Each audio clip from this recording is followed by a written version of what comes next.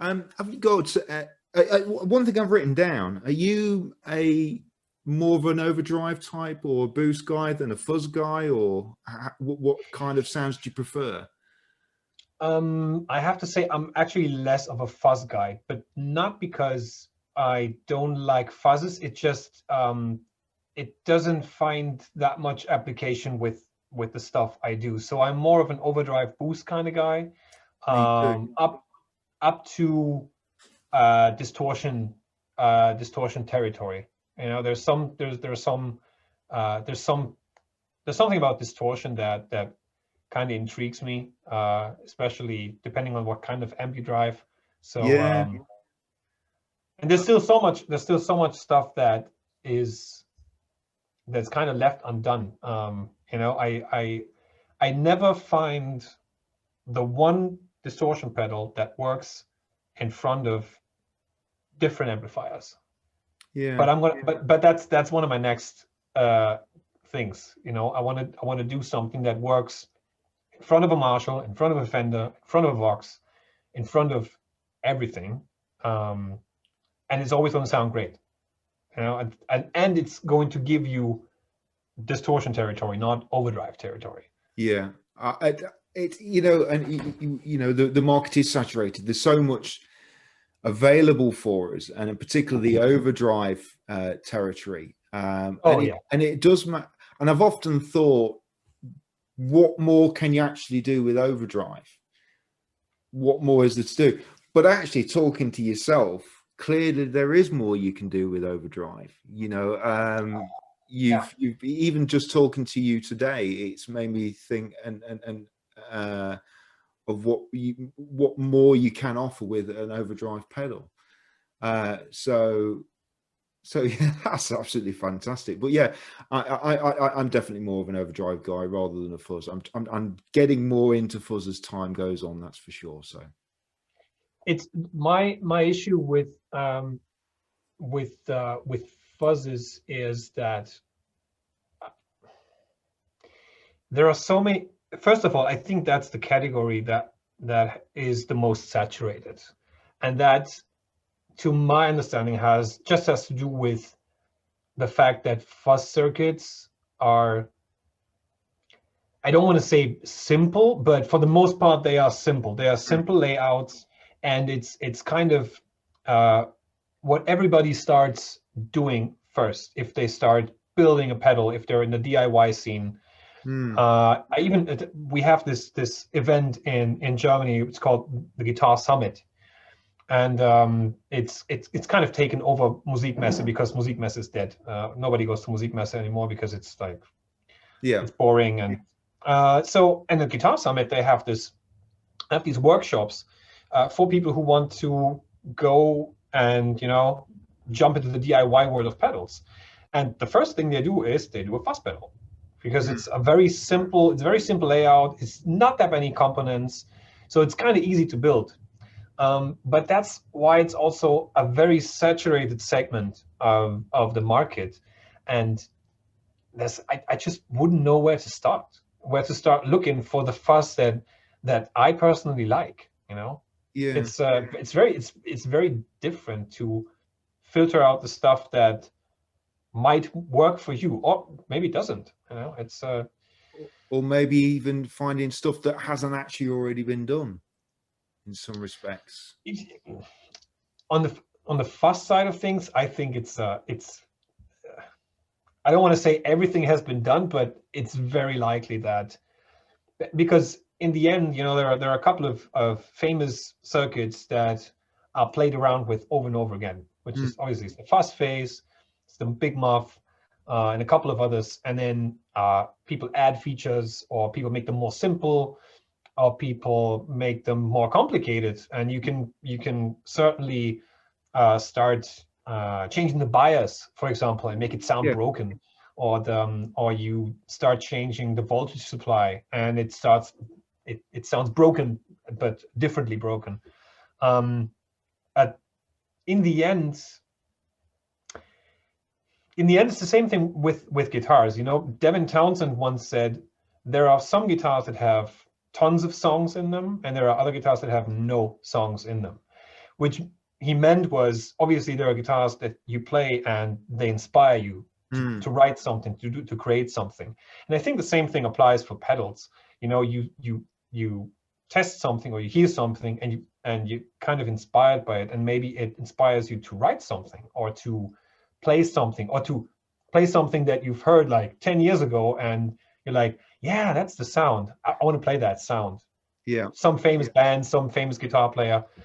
And as long as it inspires you, it's great. You know, it's whatever. It's got it. It's definitely that inspirational thing definitely comes out, and I can switch on a pedal, or even when it's delay, and you switch on two different delays, and I'll play differently. Or something, you switch on a pedal and it's like, oh, you like the, you like the sound, and then all of a sudden you start playing differently. Your approach to the guitar goes completely changes. So all those notes that you then they're always there. It's just having the piece of kit to kind of bring them out in some respects, isn't it? It's kind of a flip switch, you know. It's like turning on different lights inside your brain, different bulbs, and then at some point you're like, a delay. All right, I'm going to play U2. You know, so yeah. So when somebody buys, so if I was to buy one of your pedals and hook it to my board, what sort of endearing sort of thoughts and feelings do you want the guitarist to have about what you've built? Obviously, I want to kind of initiate what we just talked about. You know, somebody buys one.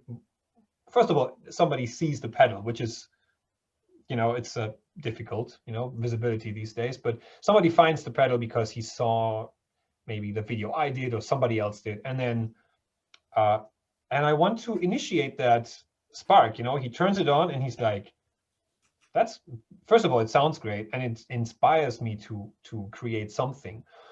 Or it kind of solves a problem because I want a certain type of drive. I want to drive my amp into infinity, but I get this rumble and I get this unwanted frequency, so I can filter it out. So either it solves a problem, which is great. I mean, a lot of pedals are problem solvers, or it inspires to play something, to go for a certain type of song, for a certain type of playing.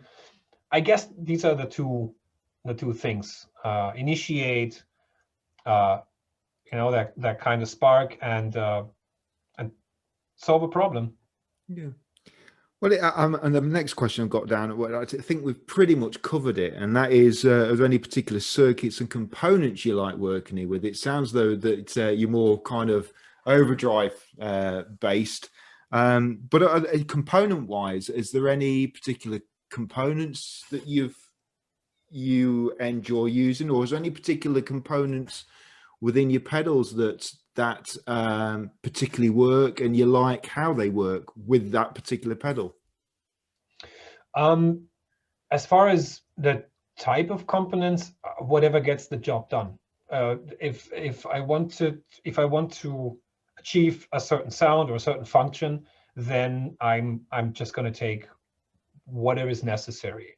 And in my case, and in the case of many other builders, it's going to be transistors, it's going to be op amps, and what's important for me is high quality components and consistency. I want my builds to be consistent. I want that every pedal that goes out here goes out with the same quality standard. So consistency is like number one priority for me. And then high quality components, good capacitors, and long life jacks, and so that's another thing that's absolutely important to me. That's why in my builds you will find Lumberg jacks. All the jacks are Lumberg, and these guys make amazing stuff. And this thing is, so these jacks are going to last a very long time. I use alpha potentiometers and alpha switches, which also have a super long life cycle. Yeah, I want to be able to meet someone in 5 years and he tells me your pedal still works great and it serves me well. So that's, and if it doesn't, and somebody writes me in 5 years, hey, I've bought this pedal from a guy and you built it in 2020 and it has an issue, just send it over and we'll try to fix the issue, whatever it is. Oh, great. That's really nice. So, and what do you think some of the biggest challenges are facing the guitar effects industry today? Because I mean, there's a lot of pedals on the market. I mean, what are the biggest challenges that you think that the industry faces? I think looking at all the different builders with all because everybody has a different background. I have a background in MI, and at some point I started to think about becoming a manufacturer, a pedal builder. But there are other guys. I know guys that studied engineering. They are guitar players, and at some point they were like, you know what? I'm going to start making pedals because I have the know-how, and this part of the equation is easy for me. I just need to find something that I like.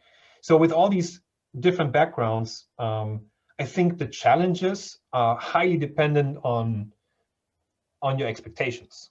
What expectation do you have as a builder? If you expect, let's say you start building out pedals and you want to make it a business, what kind of a business do you want it to be? Do you want to sell 5-6 pedals a month? Do you want to make a living out of it, like from building pedals? And then obviously with these expectations, you'll face certain challenges. And number one challenge, and that's a challenge for everyone, is visibility. Especially in a market that's so saturated. Last time I've counted, there have to be around 3,500 pedal builders in the world. And I have some insight into the market. So that's a lot. That's a lot. And being visible and somehow being recognized is the number one challenge, I guess. And that can happen in certain ways. Sometimes it's just some prominent player that finds one of your pedals and makes a picture for Instagram of his pedal board, and certainly it's in everybody's feed, and everybody was like, what's that? I need that because I like the sound of this guy. We used to say, a friend of mine and we used to say, if it's on John Mayer's pedal board, it's relevant. Yeah. because when every time he posts a picture of his pedal board, and there's something on it, at some point the prices for secondhand rise. Like I remember the TS10, the Ibanez TS10. Nobody gave shit about this pedal, and you could buy them for like 70, 80 euros or something. And then he posts this picture of his pedal board. TS10 is on there. Now they're like 250, 300 euros. It's absolutely, it's insane. So yeah, visibility is the biggest part, and then being a pedal builder doesn't set you up to be a good businessman in this industry, which can be an industry that doesn't often make sense. Sometimes it doesn't make sense at all. If you look at the margins that this industry is dealing with, we work in an industry with kind of low margins, and then our main client base is our musicians, who a lot of them don't have the money to buy pedals every day. So it's kind of a weird mixture. So yeah, visibility, you need to, if you really want to make a business out of it, you have to be super organized. You have to 60% or 70% of your time is going to be building and developing pedals. No, sorry, 30%. And then 70% is going to be marketing. And you have to be out there. You have to be on all the social media platforms. You have to try to get some of these guys to like these YouTubers. I don't want to call them influencers because we're not with hair care products on on Instagram. These guys to me are influencers, or like these electronic guys that is like the newest Samsung whatever. Yeah. So these guitar YouTubers, if you're lucky and you'll get to one that doesn't charge you a humongous amount of money for a video, you need to get these guys on board, send them pedals, and you need to. I think engagement is the biggest factor. You need to engage on every platform, and if somebody is mentioning something, it's like, oh, I'm looking for a pedal, like, hey, you have to try this. I'm making this. I'm convinced that this is for you. So that's a challenge. And then afterwards, you can think about making money, and try to make a living. I'm in the fortunate position that at this point, I do not make it. I'm making money with it, but I'm not dependent on it making money to make a living, because I have a regular job, which pays the bills, and that's fine. And so right now, it's a side business, a passion, something I really, really like, and I want to grow and scale over time. Yeah. Yeah. So that's. I think that you're absolutely. I think visibility is, and you're the first person that's actually said that, and I think that is absolutely key. Visibility is it's almost paramount and priority, isn't it? Not priority over the build quality and things like that and getting a good product, but once you've got a good product, if you haven't got that visibility, no one's going to buy it, are they? That's the issue. I mean there are certain other challenges that everybody faces. You want to be at least I want to be, and I think a lot of other builders want to be as well. You want to be consistent. You want to be engaged with people.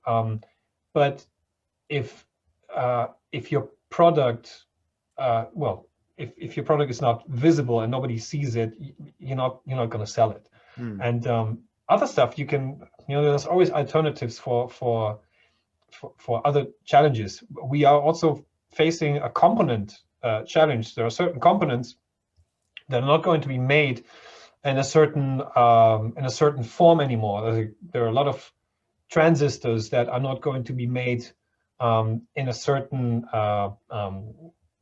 form, in a certain format anymore. So we have to find alternatives. And there are a few big companies that made huge orders for 2021. So now there are a couple of builders that can't access these components because the big guys have reserved them already. So, but if you are, if you're not short of ideas and if you're not short of finding alternative paths, you'll circle around that. But if nobody sees you, if nobody experiences what you do and what you create, then it's going to be difficult to move forward. Absolutely.